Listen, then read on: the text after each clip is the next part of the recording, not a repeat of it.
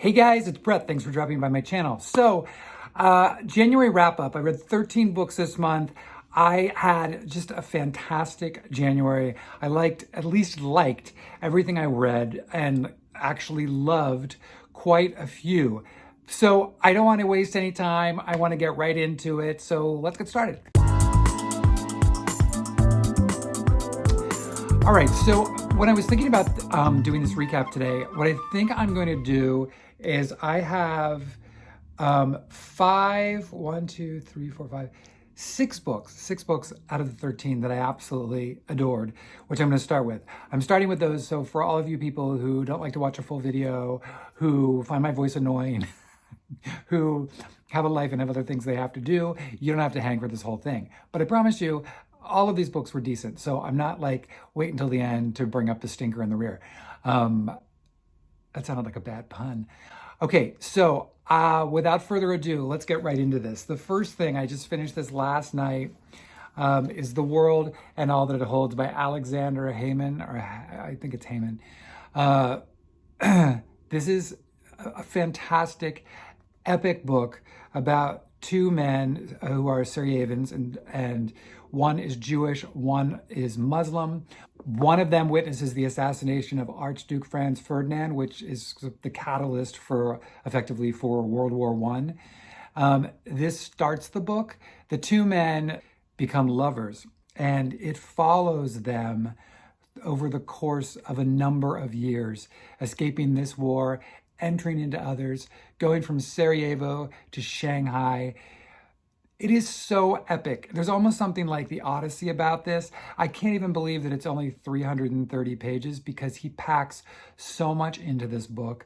I had a little trouble at the very beginning tapping in because, and I was warned about this, is he very freely uses German, some Russian, and some almost Spanglish within the book, and doesn't translate. So it was a little challenging at the start of it, but it's a fantastic story. It is so epic. That's the only thing I can say about it. He's covering a ton of history. I really don't want to give too much away other than to say the work that you might have to put into some parts of this book are totally worth it. Absolutely a gorgeous, gorgeous book. The other book that I thought was just absolutely gorgeous, and I talked about this in one of my last videos, was The New Life by Tom Crewe. This is set in England. It is two scholars who set about to write a book about inverts, which was the then terminology for homosexuals. One of the men is married and has a wife and three daughters, but is closeted, and he begins to carry on an affair with a man. The other is a straight man who is married but has a very kind of unusual relationship with his wife, which I will let you discover should you choose to read it. And so they set out to write this book when Oscar Wilde is arrested for gross indecency and his trial starts, which kind of upends these two men's lives because how are they going to get this book published? And it's such a fascinating book that looks at kind of the morals of the time, but also so relatable to so many things that are happening today. What I also appreciated about the book is, yes, it's set in Victorian England, but these aren't kind of dry, E.M. Forster-ish drawn individuals. Tom Crewe has made them very alive, very sexual, very human beings, which brings so much life to the time period and to who these people were. So again, just some phenomenally gorgeous writing. Definitely right now, a top 10 of the year for me. So, all right, so moving 180 degrees in the opposite direction is Bret Easton Ellis's The Shards. I had spoken about The Shards in my last video and how I had never read any Bret Easton Ellis, and I think I relayed my reading a passage from American Psycho in a bookstore in New York and almost passing out. But I was interested in this because he sets this book in at his alma mater, his high school alma mater, Buckley, which I'm familiar with. So it is set in the 80s. It's a metafiction type book where he is graduating, is in his senior year. There's been a series of girls that have been murdered in the San Fernando Valley. And suddenly a very dynamic, attractive guy shows up as a senior, as a transfer student in their class. Bret quickly begins to deduce that he thinks, based on some circumstantial things, that this newcomer is in fact what's called the Trawler. That's the name of this killer, who I guess is some kind of offshoot of the Night Stalker. So it's what happens. I love this. It is completely hedonistic and over the top, filled with overprivileged white kids, but that was his reality. It is also massively full of trigger warnings for people who do not like violence, who do not like to read hardcore sex scenes, all of which are in this book. But for whatever reason, I was there for all of it. Yeah. So I thought it was great if you're a thriller person who likes a little bit of a slow burn in the beginning. But I'll tell you what, by the last 200 pages, I couldn't turn the pages fast enough. There were definitely things in here that creeped me out. So I recommend the Shards. All right, from the Aspen Words long list, which I am reading through, I'm about 9 of 14, I believe, that I've gotten through. Calling for a Blanket, Dance by Oscar Hokeah. I really loved this book. It's a story of this young man named Ever Gaimasaddle. I'm sure I'm butchering that. Whose family is part Mexican and part Native American. The kind of device that Hokeah does with this book is he tells Ever's story through his family and friends. Each of them have a chapter of a different point in Ever's life until the end when Ever ultimately gets his own chapter. But it's a really interesting and beautiful way to tell the story, and some of the stories are just breathtakingly gorgeous. It's heartbreaking, but it's ultimately, it's not a sad book by any stretch of the imagination, and it's really about family, claiming your place, and just of a young man coming into his own. So highly recommend that one. Also from the long list, which, look, I'm eating crow here because for so long I had said, Glory, I don't want to read it, partially because when this was up for the Booker Prize, people had been reading it. I'd been reading very mixed reactions. A lot of people thought it was boring. It was pretentious. It was just Animal Farm. Okay, I don't agree with any of those assessments of this book, having now read it.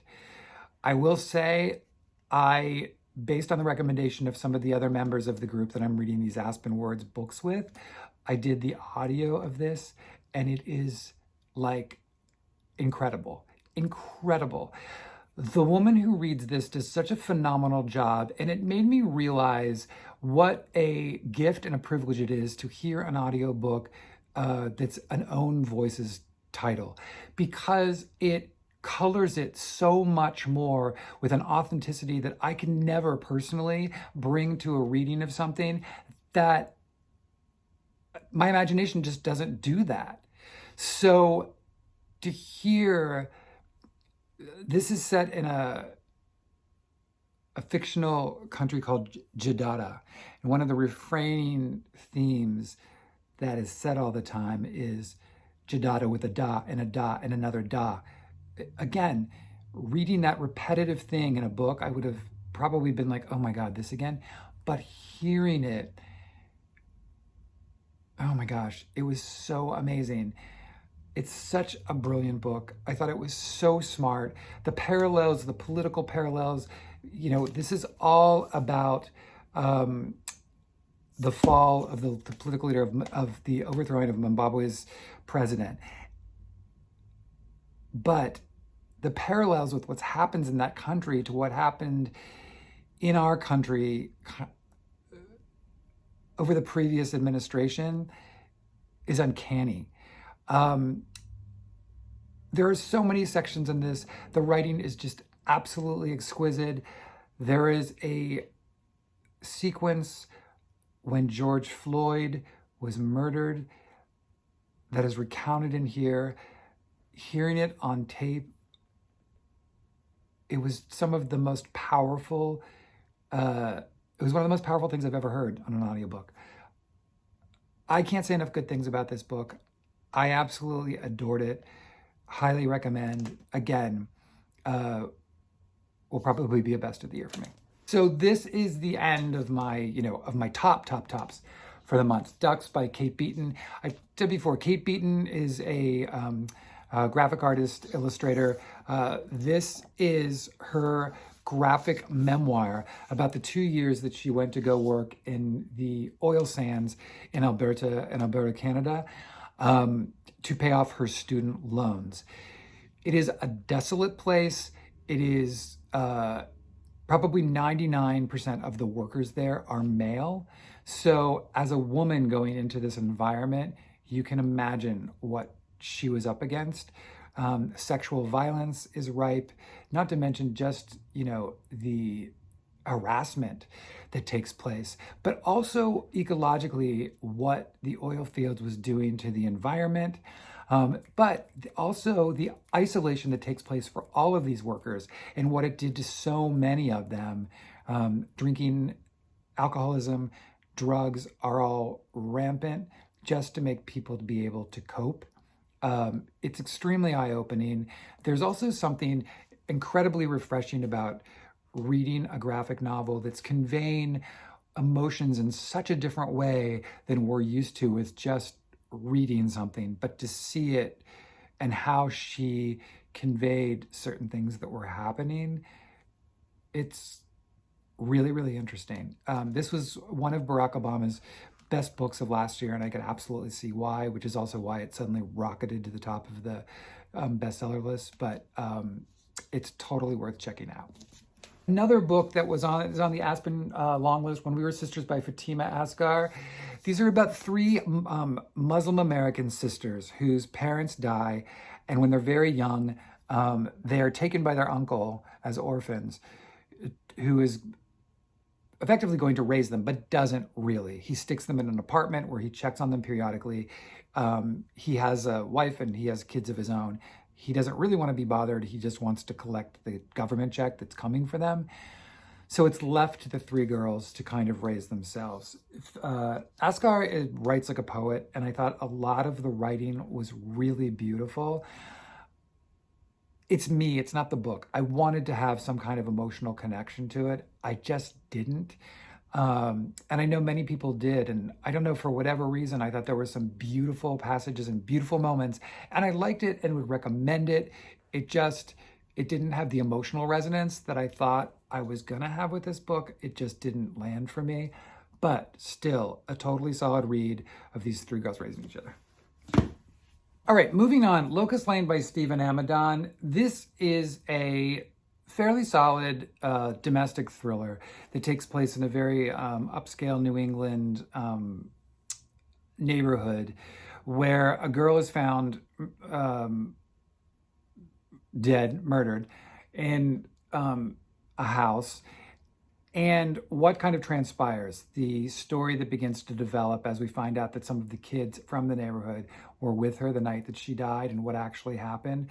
It is a slow burn thriller, and really it becomes much more of a character piece because what this focuses on is much more of the parents than the kids themselves, the kind of the lengths that parents will go to, the idea of privilege. Again, it seems to be a running theme this month for me.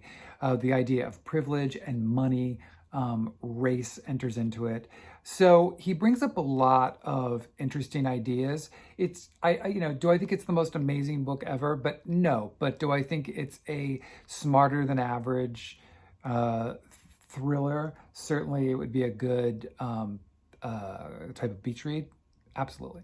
Next couple books I want to talk about were all NetGalley titles that I had. So I don't have physical copies of any of them. but let's go through them. The first is Grady Hendrix, How to Sell a Haunted House.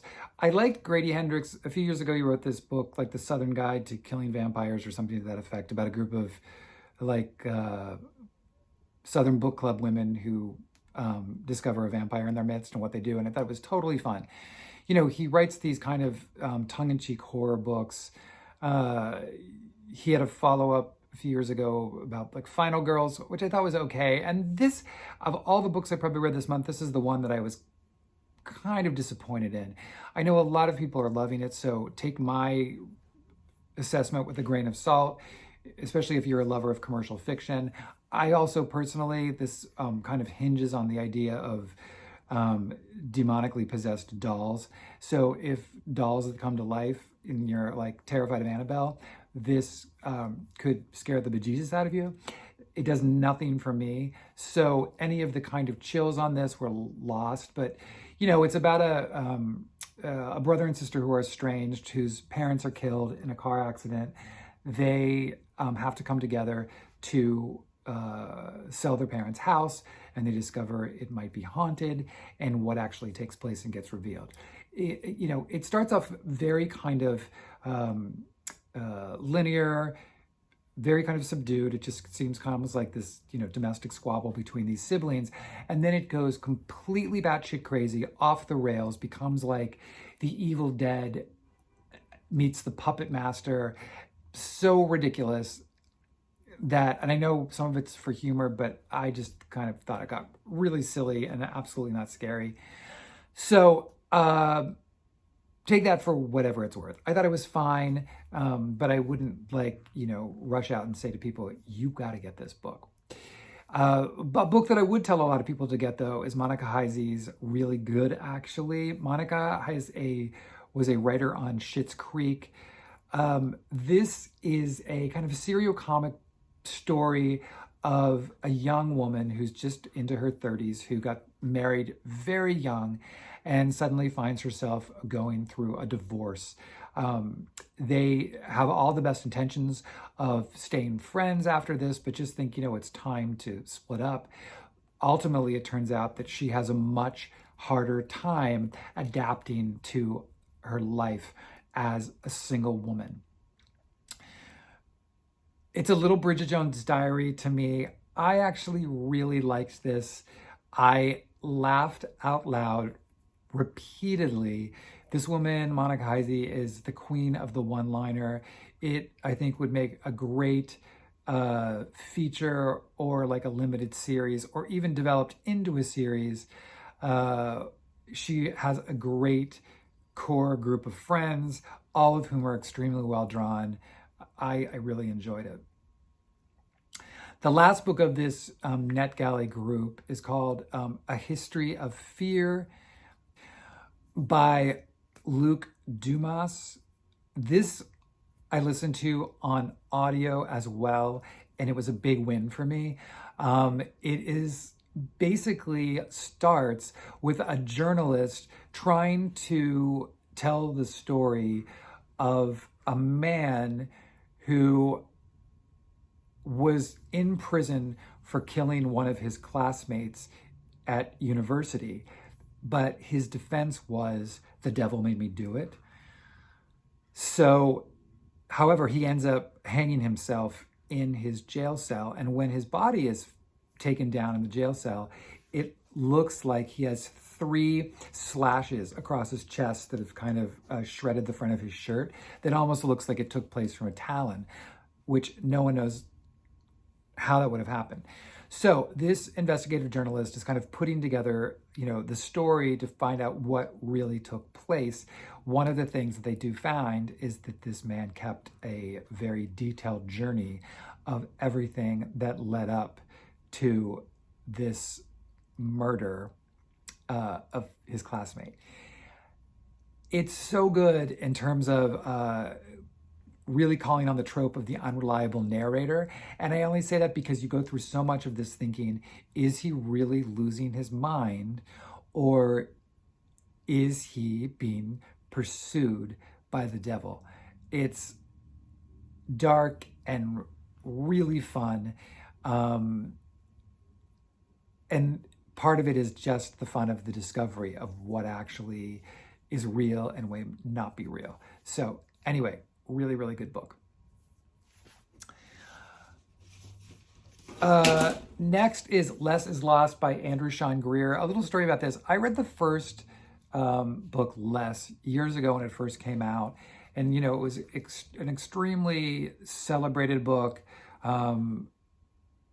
It didn't do it for me. I didn't get all of the hoopla surrounding it. I just was kind of like, So then you're asking me, so why the hell would I even pick up the second book? I don't know. Although I had it, I must have got it at like a half price sale.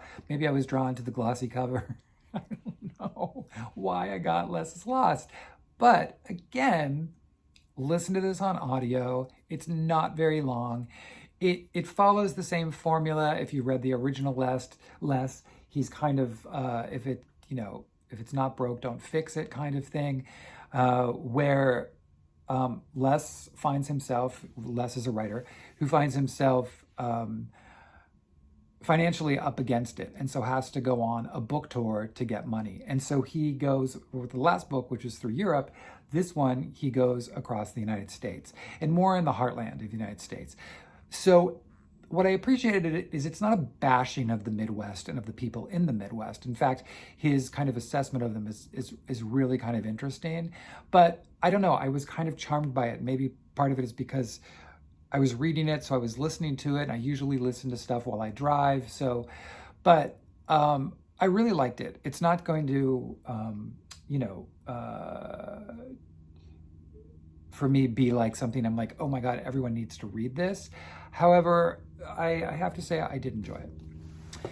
The last book is the thing that no one has heard of course, which is Spare by Prince Harry. The amount of controversy surrounding this thing is just crazy, with everybody giving their 2 cents. And look, this is mine and this is my opinion. I really enjoyed the book.